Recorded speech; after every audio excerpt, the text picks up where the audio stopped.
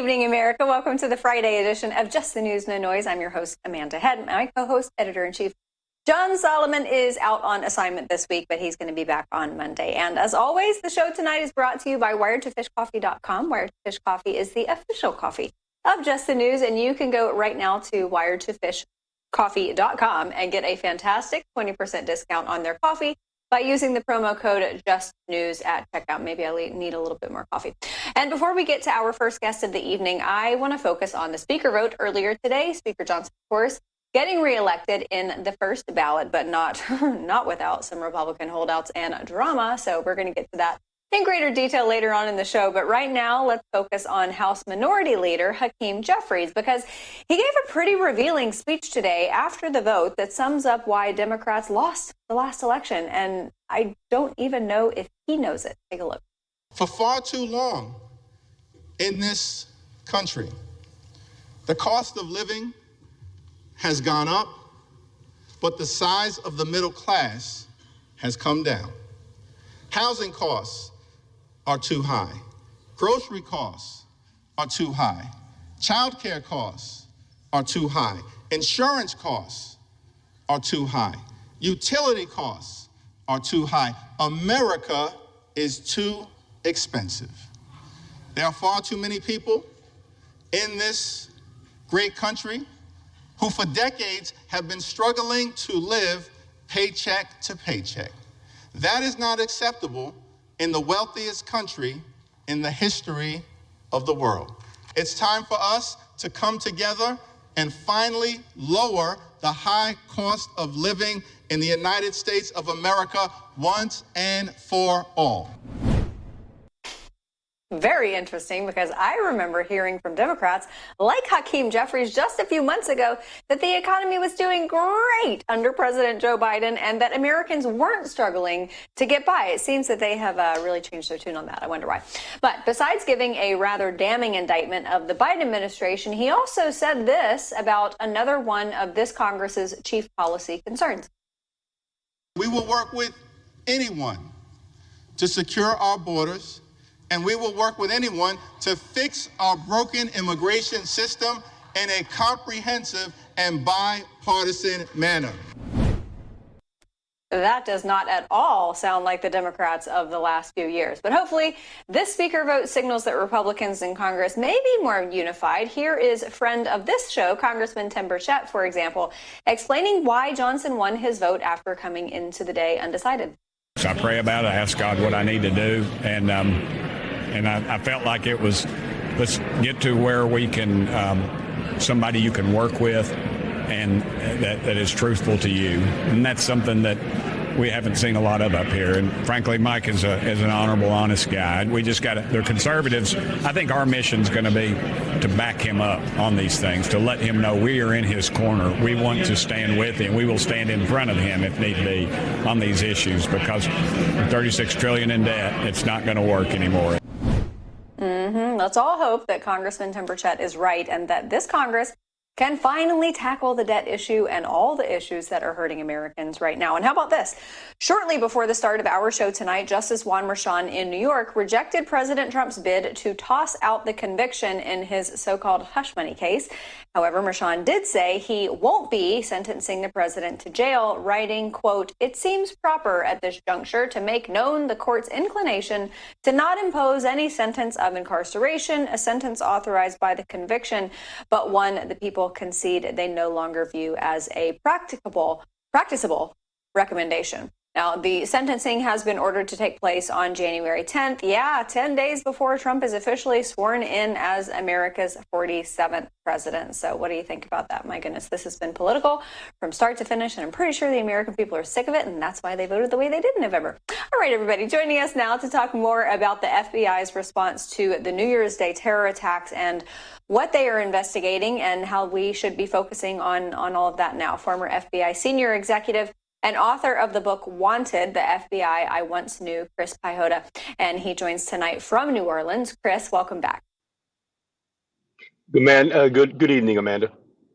Yeah, great to see you. And I want to get your perspective on the ground there in just a few moments. But, for your everyday American who is just watching what has transpired, trying to see what facts are emerging, there was a lot of stuff that came out initially that ended up not being right, not the least of which was the FBI special agent who said this definitely is not a terrorist attack. And then, of course, we found out that in fact is not the case.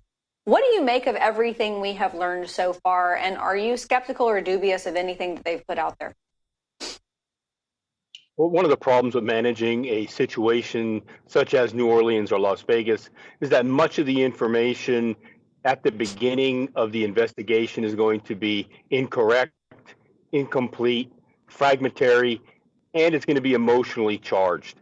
The assistant special agent mature judgment call, and they should have probably waited a few hours to decide whether or not it was an act of terrorism. And so we're going to have to see how this investigation matures. But I think that they have their ducks much more in a row now than they did at the beginning. I certainly hope so. What are you learning there? You're there on the ground. I don't know if you are officially coordinating with federal investigators, but tell us what you've learned. Just that the city of New Orleans has responded and they are resilient, and there is a massive visible law enforcement presence throughout the city. They're putting out a show of force with marked police cruisers everywhere and uniformed officers, and making sure that people return to a state of normalcy. I want to ask you about those bollards that were not in place on New Year's Day. It's my understanding that they were not working properly, so they were either removed altogether or they were ready to be replaced with something else. At any rate, this is a city that knew there were going to be tens of thousands of revelers on New Year's Eve, and then, obviously leading into New Year's Day, the Sugar Bowl, and then the Super Bowl. I understand that they wanted to make sure these bollards were in place for the Super Bowl, but this just seems like really, really, pardon my language, crappy planning on the part of city security officers. Yeah, it was not great planning. They knew they had these events coming up, and what I find is that they tried to get out a little bit easier by using some interim quality barricades while they repaired the hydraulic steel bollards. And the city planners and the law enforcement folks, they're probably going to have a very, I would say, intense heart-to-heart discussion and an after-action report on what happened and how it could have been prevented. So I think they probably did the best they could at the time, but as we see now, it wasn't sufficient, and the barricades they put up were easily defeated. Yeah. Chris, I want to ask you just an overarching question. Obviously, it can possibly apply to the New Orleans terrorists and possibly the Vegas one as well. But this overarching theme that we are experiencing with respect to the open borders and Islamic terror-minded people coming into our country. Again, I don't know if either one of these men were radicalized here on American shores by people who came in through our southern border who have Islamic backgrounds. I don't know. But what I do know is that the border cannot be taken out of practically any conversation. When it comes to these two men who at least we know from the New Orleans guy, there is a radical Islamic connection there. What do we do to fix it? I mean, I know that we are going to be looking at a deportation situation where a lot of these can be extracted. Well, the ones that were caught at the border obviously are not here. But what can we do to fix this problem more quickly? A few items. This is a layered problem set.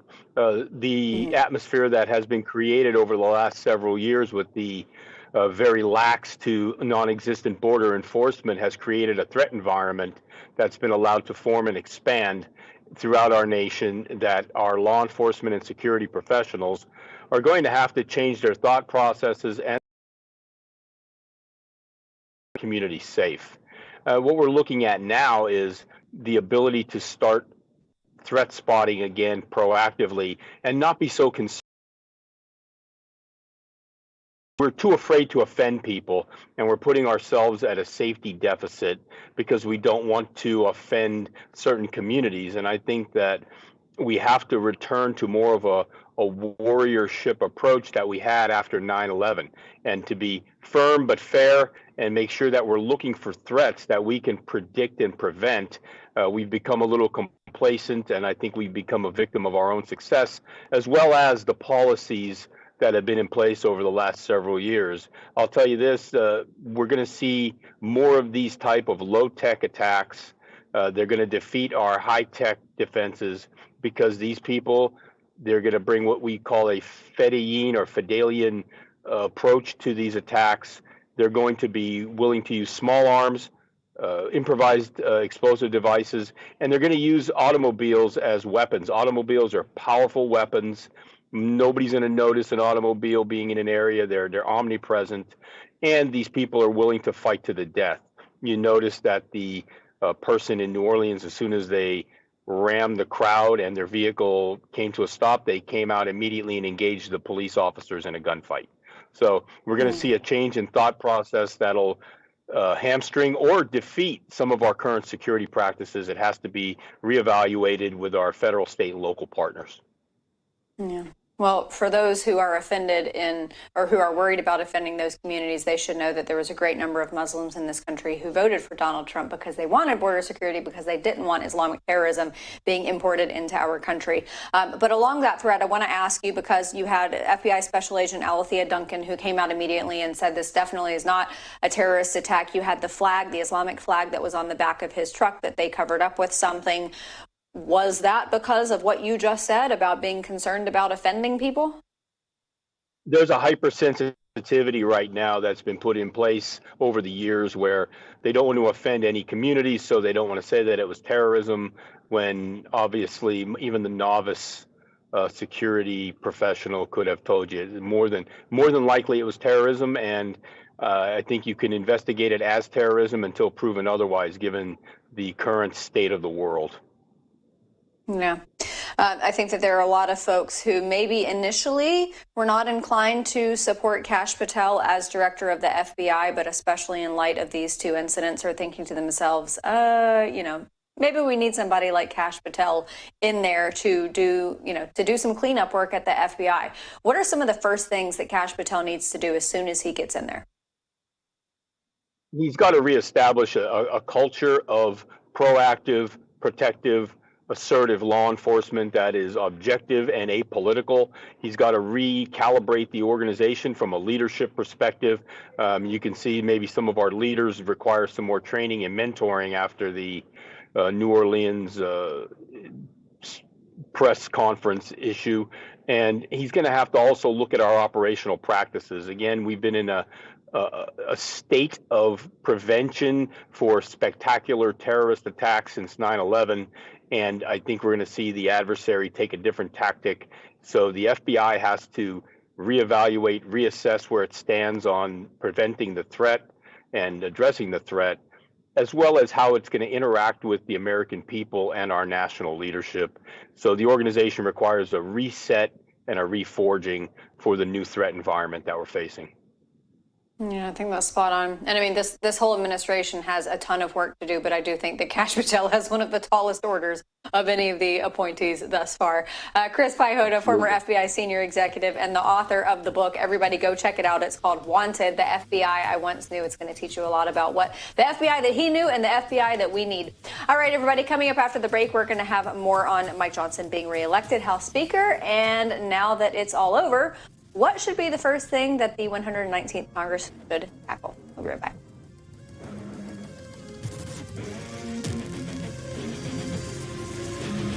Hey, America, Donald Trump has done it again. And with his presidential victory and a red wave sweeping the House and Senate, conservatives are back in the driver's seat. But as the fight to restore America begins, now is not the time to get complacent. That's a good piece of advice. You have the chance to be part of this movement, not just as a voter, but as a member of a powerful organization that takes its marching orders directly from you. AMAC, the Association of Mature American Citizens. I'm a card-carrying member. AMAC is the conservatives' alternative to the AARP. We stand for faith, family, and freedom, and we're fighting for the values that make America great. Join AMAC today for only $1 for your first year. What a great deal. That's right, you heard me, $1, but don't wait. The special offer ends on December 31st. Donald Trump is building his team, and you can be part of it. Join AMAC today and help us continue the fight. .us membership. mac.us/justnews. Together, we can keep the momentum going.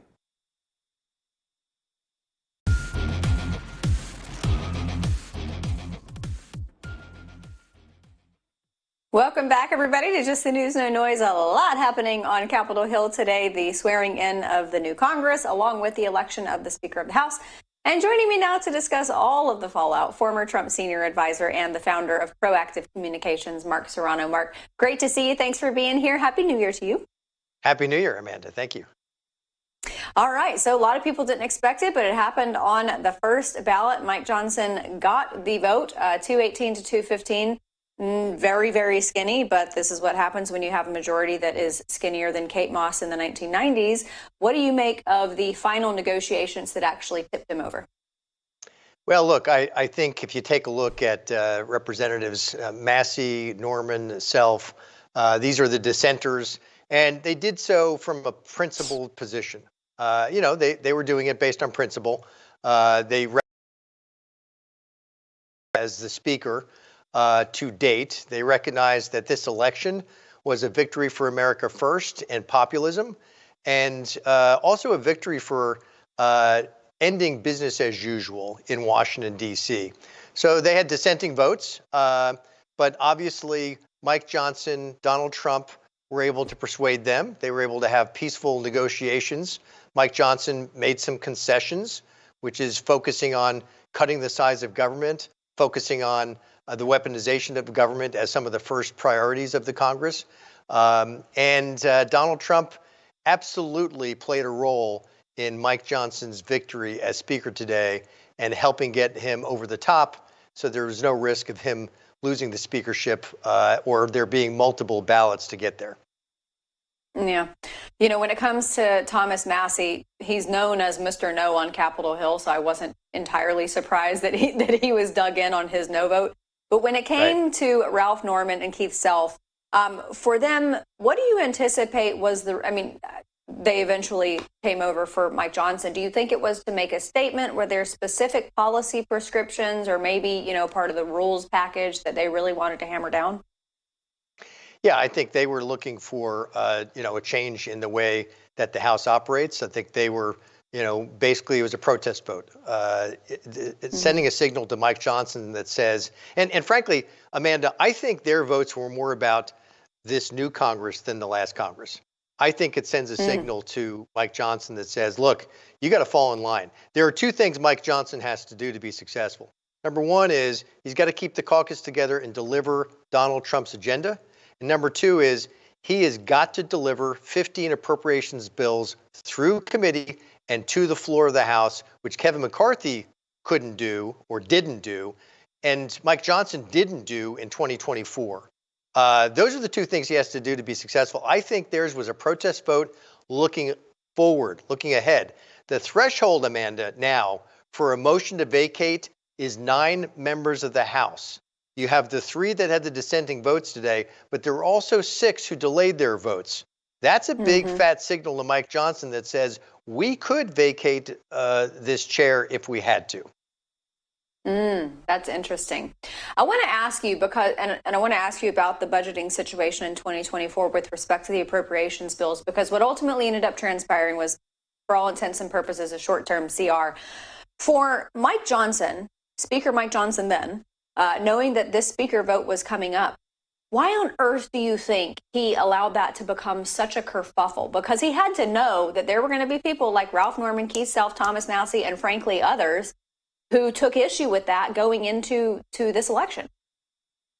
Well, it's clear to me he forgot to read The Art of the Deal, because that would have given him, right? That would have given him his blueprint for negotiating with these crooked Democrats. Mike Johnson misjudged that negotiation terribly. He was trying to get relief for farmers. He was trying to get relief for people in North Carolina devastated by the hurricane. Understandable priorities, and yet he gave away the House to do it. Totally unnecessary, a really bad misjudgment. And what he should have done was kept it really skinny, really simple, just continue the government operations until we get Donald Trump into office. And by the way, if he had negotiated harder, he could have eliminated the debt ceiling as a political weapon against Republicans, but he didn't even get that done. So, yeah, it's a bit inexplicable. Right. It's hard to understand. But, man, that was a bad negotiation he conducted with Democrats. Look, long term, Amanda, I hope he learned a lot from it and how you cannot negotiate with these Democrats ever. Mm-hmm. All right. I want to ask you about how Republicans can unify going forward, because I think that, for most Americans, you go through civics classes in school and you learn all about the government, and you think that people who serve in higher office in the federal government are, responsible and wise. And you have all of these aspirations about character qualities for them. And I'm going to resist the temptation to make this a blanket statement. But I personally know there are a lot of them who are petty and they hold grudges.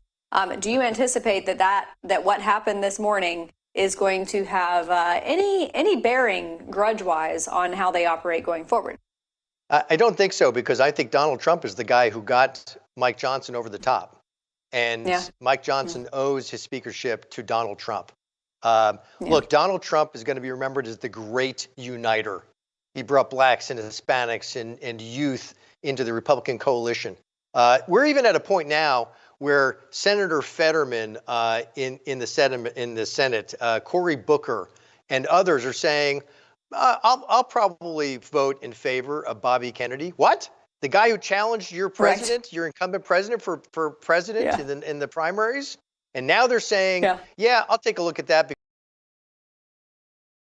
Look, Donald Trump is going to unify America. We're going to get his cabinet through in record time. And it's because many Democrats, at least some sensible ones, recognize it's time to work for the hardworking people of America who sent us a signal on Election Day that they want business as usual over. They want government power out of the hands of government and back in the hands of people, and to unite behind Donald Trump's agenda.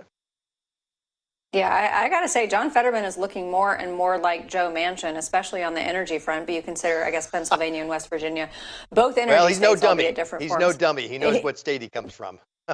As my mom would say, or as my mom says, you need to tell people that your mama didn't raise no fool. That sounds like John Fetterman's mother. I want to ask you about Hakeem Jeffries' speech. It wasn't the same rhetoric that we have been hearing from Democrats for a while. What did you make of it? Well, I got to tell you, they can't help themselves, but focus on government as the solution. We believe that the ultimate power is God. They believe the ultimate power is government, and they just can't help themselves. And talking about abortion and the issues that didn't resonate with voters in this election. I think Hakeem Jeffries is looking ahead to primaries and the midterms of 2026 already. And you know what? I say talk about those issues, please. I love it. You're playing to your donors. You're playing to your base. It didn't work. It's not relatable. But I say keep at it, because we're going to have a winning coalition on this side because they just can't get out of their own way. Hakeem Jeffries proved that in that speech. It wasn't fiery.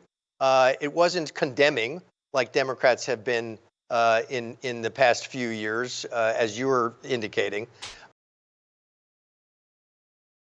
Same old, warmed over hash policies that lost them a coalition, lost them a winning edge. Donald Trump won the hearts and minds of America because he's relatable,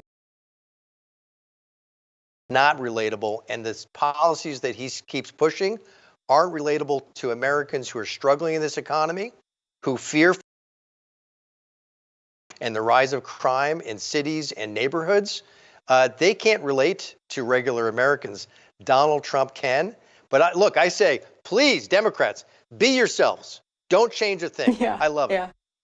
Yeah. Well, look, they have less than 2 years to figure out how they're going to try to win back a majority. But if they keep doing this, as we call it, tweeting through the ratio, I think that the majority will be held by Republicans. Quickly, before we let you go, I want to ask you, we had Speaker Johnson on the show yesterday, and he promised big spending cuts, and he's going to start with that $200 billion bribe, effectively is what it was, but the student loan payoff program. If he doesn't deliver on that vote of no confidence, what does it look like going forward if he doesn't? Yeah, look, he's got a big task ahead of him, but I really do believe he's got the confidence of Donald Trump, and that's going to keep the caucus together. And he's going to be able to deliver.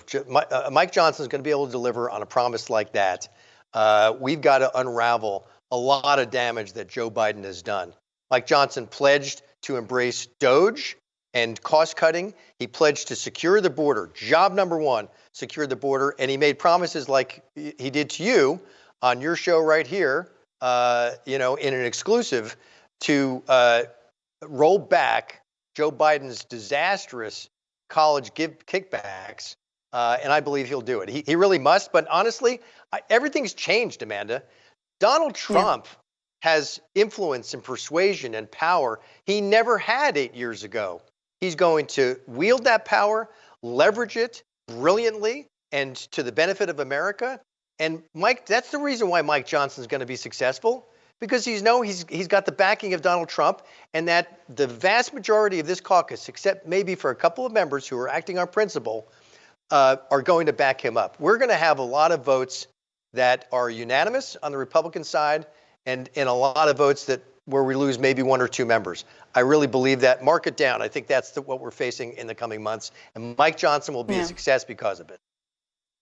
Well, Donald Trump has produced a lot of different products in his life, steak, water. So maybe he's also producing shirt starch these days, because it certainly seems like a lot of those Republicans have a little bit stiffer shirts and stiffer spines going into Congress. Mark Serrano, former Trump senior advisor and the founder of Proactive Communications. Mark, as always, thanks so much for being here. You're welcome. Thank you, Amanda.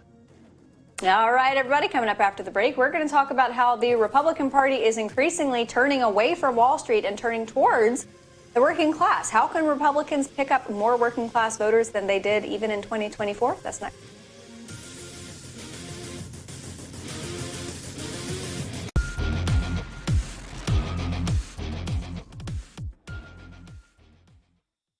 Welcome back, everybody. It is no secret that the Republican Party is creating a new coalition of voters. No longer is it the party of Wall Street and the Chamber of Commerce.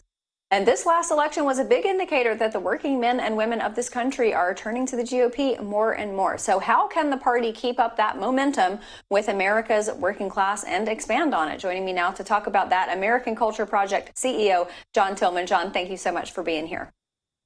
Great to be with you, Amanda.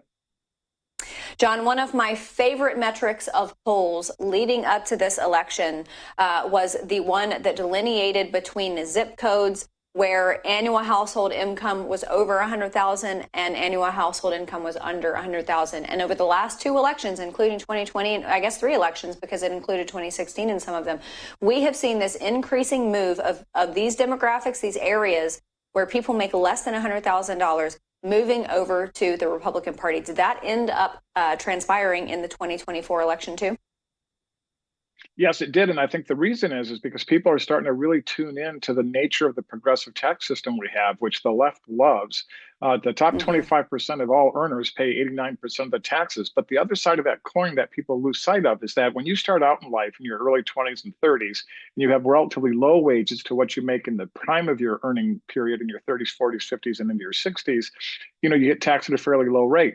But as you start to earn and get into your 30s, 40s, you get to that $50,000 level, then up to 60, 70, and 80, the government takes an ever larger share of your income. Right at the time you're trying to do family formation, buy a house, have children, get one or two or something.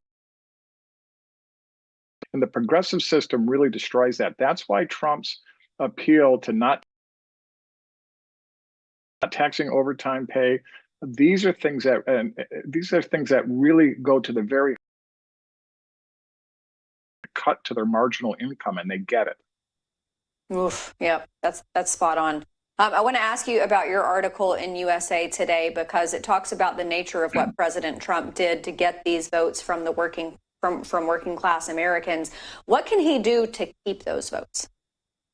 I think the most important thing he needs to do is take the idea that he had with Senator Scott about opportunity zones in urban America and essentially do that to rural and exurban America. There are many places in rural and exurban America that are struggling economically.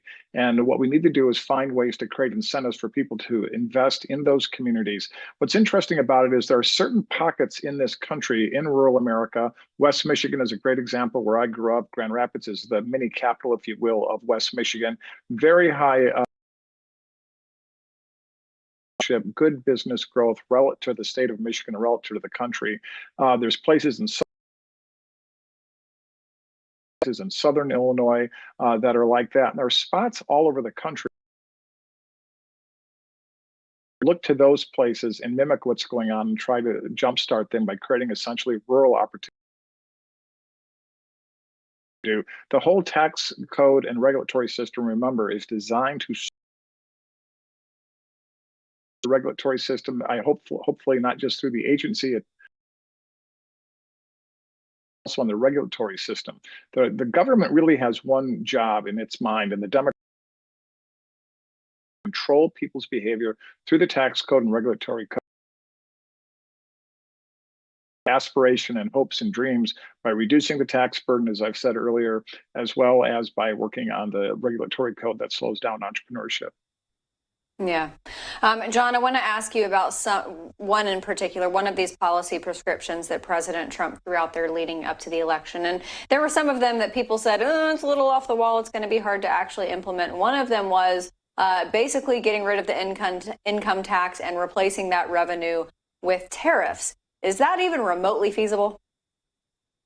Well, getting rid of the income tax, I think, would be one of the greatest things we could ever possibly do. Essentially, taxing people for their labor. The income tax amendment from, I think it was 1913, I forget the exact year, was really one of the most horrible things ever, because essentially what we're saying is you work for the government for a certain part of your year every year, and you don't get to keep your money until then. So tariffs are one way to fund the government. And can we get tariffs up to the size that would be required to fund the current government? I think that's very challenging. Can we have a pro-growth tariff system that might in some way fund a lot of the government? I'm open-minded to that. I'm a free trader, always have been a free trader, but the free trade means equal playing fields for all players, and using the tariffs to try to create that, I think, is a very positive thing. I think moving away from an income tax, which I think is immoral to tax people's labor, as I've said, and moving to a consumption tax, the fair tax, people have been advocating for that for a very long time. Now, the time is now ripe to actually discuss that. I think between tariffs and between a fair tax, we could find a way to get there. Yeah. Well, and John, on the business side, Main Street showed up for President Trump, as opposed to what we have seen for the last few decades or so with Republicans winning over Wall Street. When it comes to Main Street, and it's my opinion that small businesses are the lifeblood of the American economy, what can President Trump do specifically for small businesses in this country? I know that there are going to be blue cities out the wazoo who are pushing back against it, but President Trump can do some things to help re-incentivize the creation of small businesses, the furtherance of small businesses. What can he do? A number of things. The first thing you can do is start working through the states, because a lot of the states have different levels of regulations and taxes. So why do you have such high levels of startup businesses in places like Florida, where I am right now, or places like Texas? It's because those states, and even a state like Indiana in the Midwest, and now Iowa, another good example. And what's more interesting is North Carolina. They've been dropping their income taxes at the state level, even though they're taking a smaller slice of the pie. So I think one thing you should do is form a federal state partnership to encourage states to lower the regulatory burden that happens at the state level. And doing that even in blue states, I think, would be very helpful to the Republican cause in the long run, and make some of those states more purplish, if not red. The other thing you should do is look at the federal code in general. Things like OSHA. OSHA is a stranglehold on small businesses. If you're a small metal bender, any kind of small manufacturing company in the plastics industry, OSHA has so many regulations that make your labor force inflexible. They slow everything down in terms of excessive safety precautions that actually don't create safety and actually cause trouble in terms of having adaptive workforces, being able to move from one job to another. I think the OSHA regulations in particular. Then I think there's something that could be done in terms of the tax code and how investments and depreciation could be expensed in a shorter period of time, so that you don't have to make a big investment in 1 year and only be able to take that deduction in over a period of years. I think all those things would help people invest faster. And of course, all always, any kind of lowering of a marginal tax rate helps, because remember, every big business literally started out as a small business. And how does capital formation happen at the small business level? It's mostly savings, it's mostly borrowing by an individual or a few individuals, and then investors from friends and family. The more you reduce the marginal tax rate, the easier it is to save and accumulate the capital needed. I know that's true because I saved money in the early 90s after the Reagan tax cuts in 1986, and I was able to save the startup capital I needed in about 18 months. Under the current rates, it would now take me about 36 months to save that same amount of money. And that's what slows down growth. If you have 18 months to get to the starting line of starting your business, you're willing to do that.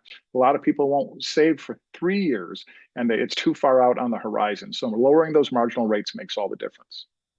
Holy smokes, that is a crazy figure. I love your OSHA idea, by the way. If OSHA was one of those organizations that got folded into another company or poof, just disappeared altogether, it would not hurt my feelings at all.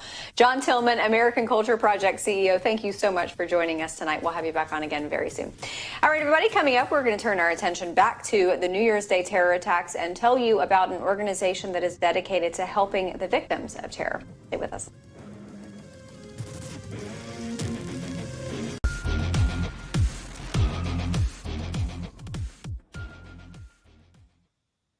Welcome back, everybody. I certainly don't want to dwell on the negative of things that have happened this year already, even though it is just 3 days into the new year. But it is very important to talk about what happened on New Year's and those terror attacks. But I want to focus from a different angle this time. I want to focus on the victims and their families and what can be done to help them psychologically, financially. Joining us now is someone who is actually helping in that effort. She is Naomi Nussbaum. She's the executive director of One Family, an organization that is actually making efforts and making strides in those areas. Naomi, thanks so much for being here. Thank you for having me. Tell our audience a little bit about One Family and where you guys operate, how you reach these families, and how you help them. Sure. We operate out of Israel. We're helping all the terror victims that we can in the land of Israel, regardless of race or religion. We started 24 years ago after the infamous Sparrow bombing, when a man walked in with a guitar case filled with explosives and nails, very deadly attack, similar to this one in Louisiana. And the Bellsberg family quietly decided that this was going to be their life's work to help these victims. Nobody was in that space. We provide emotional, financial, and legal support to Israel's terror victims. And our model is based off of Sheryl Sandberg's Option B after she tragically lost her husband. So we provide, under the umbrella category of emotional support, we have traditional therapy, we have retreats with new cohorts of victims, bringing them together, and that translates into bi-monthly support groups. We have alternative PTSD treatments like EMDR and stellate ganglion blocks. We offer clubs like psychodrama and creative writing therapy, art therapy, sand therapy and play therapy, etc. So we're offering as much as we can in a comprehensive, holistic way to terror victims in Israel.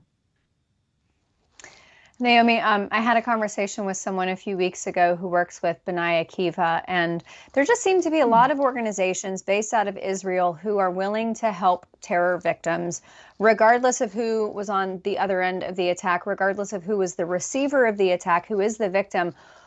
You never see that from Arab organizations or Palestinian organizations, Islamic organizations. You never see that. It's always on the Israel side. Why is that?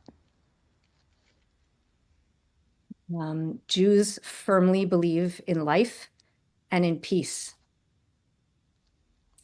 And some of our neighbors in the Middle East want death to every single Jew, and they want the destruction of the country of Israel, which is terrifying, right?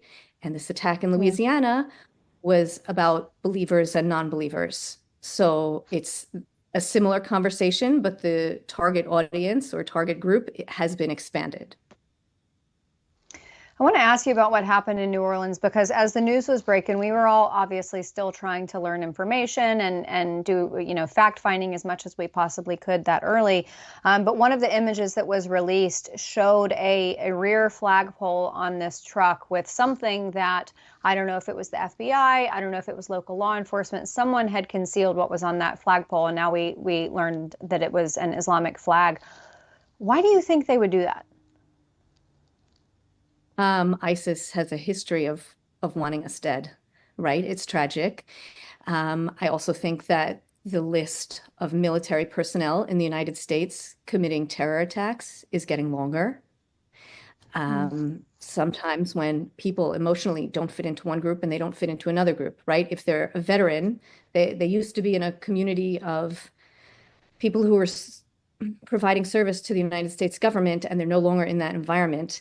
So they don't necessarily fit in there, but they don't necessarily fit in the civilian world. There's a big gap and a big problem. We know that this terrorist was recently divorced and recently had his privilege to see his children revoked. He also had significant financial trouble. Any of us can relate to those things and understand why he went online and was indoctrinated by ISIS so quickly. Mm-hmm. Right? Yeah, it's always amazing to me how quickly that radicalization can take place. But I want to focus on the positive here. And your organization has done so much good work over the years. How many people have you helped? Oh, thousands. Between 12 and 15,000, I think. There are 4,000 new families since October 7th that we're trying to help. We are doing our best to triple in size to provide more service to people who need it. And like I said, we're using this brilliant model by Sheryl Sandberg, who's a wonderful American that everybody is familiar with. She's very brave, very, very brave, and very wise. And so to the community in Louisiana, my heart goes out. We are heartbroken and devastated. We stand with you. We want to help you. And I recommend that anybody affected by her book. I heard today that there are 2 Israelis who were wounded, or among the wounded. There are 35 in the hospital. And we will be reaching out to them individually when their identity is released. I think something that might be thought-provoking to Americans, they don't necessarily realize severe injuries like this don't go away, right? Some people think, 14 people were murdered and 35 were injured. The injured people will be fine next week. The bereaved people will sit Shiva, or, they'll bury their loved one and they'll be okay in a couple of months. It doesn't work that way. When you've had a loved one murdered, there is an empty seat in their table for the rest of their lives, right? That's a given. And the people who are wounded, tragically, they have very difficult, intense struggles that people are not necessarily aware of. These kinds of wounds might require surgery after surgery after surgery. They might not be able to live in their apartment that they came from. If there's not an elevator that can accommodate wheelchairs, maybe somebody's out of a job, and maybe they need job retraining. Maybe they'll never be able to go back to the job they had before. Right. And perhaps a spouse or parents are taking off of work to keep them company in the hospital. So it's like a double financial loss, which is why that financial support is so important while they're getting emotional support for PTSD. Oh, so many issues across the board. And I applaud you and One Family for the work that you are doing. You have obviously done a ton of good in the last over 2 decades, and we appreciate you being here. Naomi Nussbaum of One Family, thanks so much for being here. Thank you. Thank you. Our heart goes out to everyone. Absolutely. Same to you. Same to you. All right, everybody, we're going to take a quick break, and we will be back on the other side.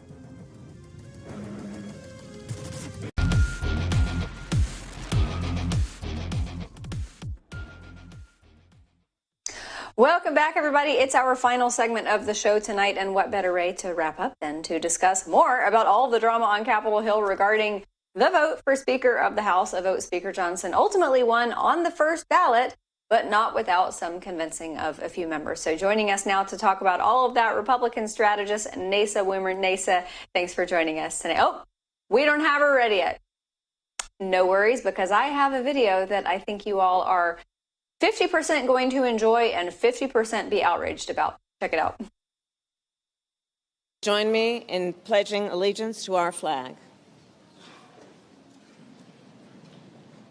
I pledge allegiance to the United States of America. My gosh, we have all been saying that for as many years as we have been on this earth, practically.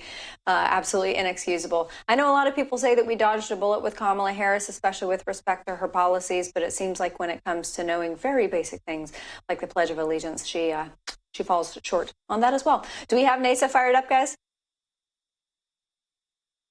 Not yet. Okay, so I did want to read to you all, because we flicked at this at the top of the show, but we didn't have as much of a chance to talk about it as I would have liked. President Trump, in that New York case with Justice Juan Merchan, obviously that decision came down today. President Trump's sentencing is going to be on the 10th of January. That is, a week from now. So next Friday, and then 10 days after that, President Trump is going to be inaugurated as the 47th president of the United States. And he does not have to appear in person. It is digital. So one would assume that that means he is not going to be remanded to custody. And of course, that is what we found out a few or short moments after this decision came down. But I want to read you the statement by President Trump that he put out, because it's perfectly on brand. Today's order by the deeply conflicted acting Justice Merchan in the Manhattan DA witch hunt is a direct violation of the Supreme Court's immunity decision and other long-standing jurisprudence. This lawless case should have never been brought, and the Constitution demands that it be immediately dismissed. President Trump must be allowed to continue the presidential transition process and to execute the vital duties of the presidency unobstructed by the remains of this or any remnants of the witch hunts. There should be no sentencing, and President Trump will continue fighting against these hoaxes until they are all dead. And that came from Stephen Chung, who is President Trump's communications director. And one would assume that this is going to be leading to a foregone conclusion that all of these cases should have gone. And as we knew, when all of these cases were laid out and all of these I believe it was Bobby Charles, a frequent guest on this show, who has held many roles, including clerking for the district court. Okay, thanks, guys. A lot of people said that these were cardboard cases to begin with, and Alan Dershowitz also said that many, many times on this show. So turns out these are going into, hopefully, the dustbin of history, exactly where they belong. All right, I want to bring in Neysa Wimmer. And Neysa, my audience just saw the video, and I want to get your reaction to it, of Vice President Kamala Harris, who, by the way, is still the vice president. I don't know. I haven't seen hardly anything of her. By the way, is Tim Walz still alive?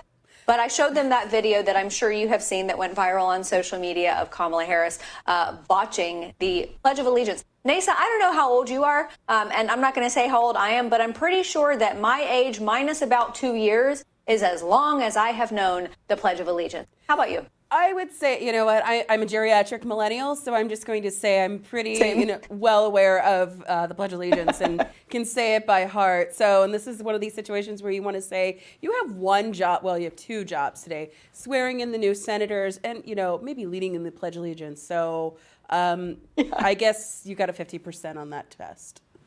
Yeah, and let's be real. This is not the same as forgetting the words to the national anthem, because as a singer myself, when you are singing and nerves take hold, I thankfully, knock on wood, have never forgotten the words to the national anthem when I sang it. But I can kind of understand that. This is the Pledge of Allegiance. There should be no nerves involved. But apparently even no nerves involved for Kamala Harris was outside her realm of capabilities. All right. I want to ask you about the House votes.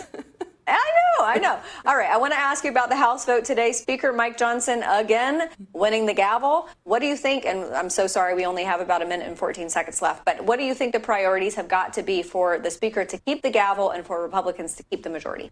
Well, I'm really relieved by the fact that it only took just the first vote, because, I remember 2 years ago that I was walking out of Longworth at 2 a.m. after 15 rounds, which was absolutely ridiculous. And I think one of the big things right now that we're seeing is that the Republicans have the the House, the Senate, and the White House, and how having Donald Trump at the helm of the White House, we have a strong, robust agenda, and it's important that Republicans are coming together to, put forth a stronger agenda, which is to, restore our economy, secure the border, and by doing so, we have 2 years in order just to keep the Republican House in the majority. So it's just important that any type of differences are put aside and that we lead forward, not go back to where we were a year ago.